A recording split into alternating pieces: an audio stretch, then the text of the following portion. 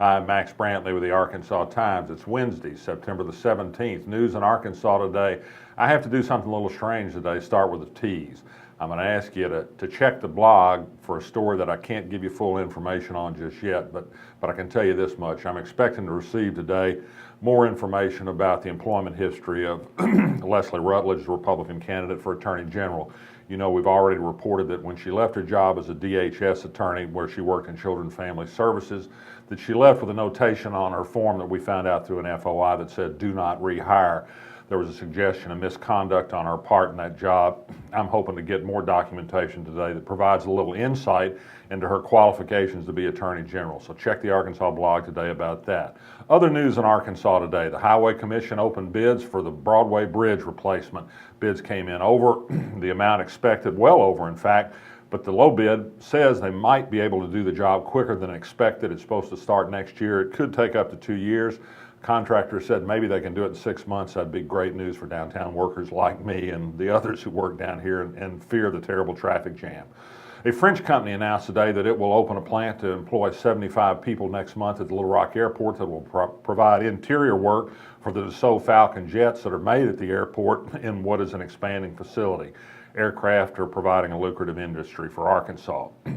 Disabled activists took their protests today to the Offices of Americans for Prosperity, the KOCH-funded lobby group that is among those working hardest against a program brought to America by the Affordable Care Act that would allow more community care for disabled people instead of institutions. They're trying to make them explain why they're doing this thing. We mentioned yesterday that there was going to be news last night on the elections. There were school elections. Jacksonville indeed did approve, overwhelmingly separating itself from the Pulaski County School District.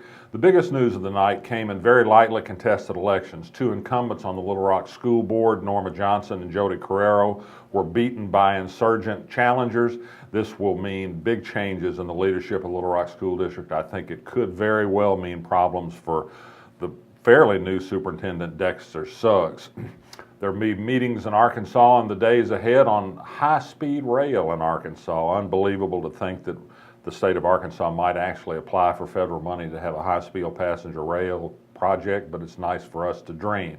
One other piece of news last night was the Little Rock City Board of Directors punted on the pressing question of whether the Junior League of Little Rock should be allowed to replace historic windows in the Women's City Club building with some newer models. The city provided $20,000 for the work several years ago. Here's what I think.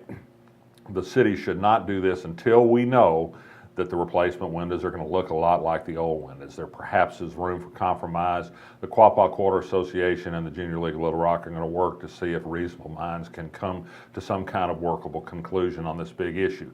Great reading today in the Arkansas blog I want to recommend to you as well. One is about Mike Huckabee. Reuters has done a tremendous investigative project on the problems of coastal erosion, problems with people who build beach homes in areas that are prone to erosion.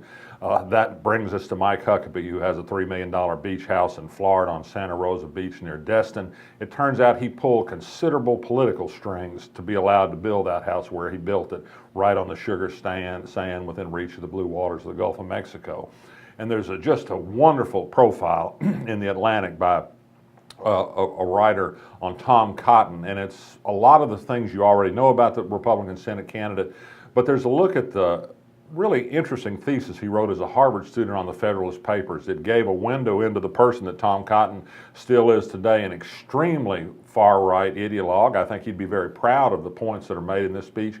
He really sees himself as a smarter, more morally superior, intellectually achieved kind of person that we really ought to elect to public office. If he leaves something of a impenetrable blankness, as the author of this profile put, well, so be it. That's just Tom Cotton. But I recommend the reading about this. They're vital if you're going to be making a vote in this year's election. I'm Max Brantley, and I'll be back tomorrow, and do check our blog.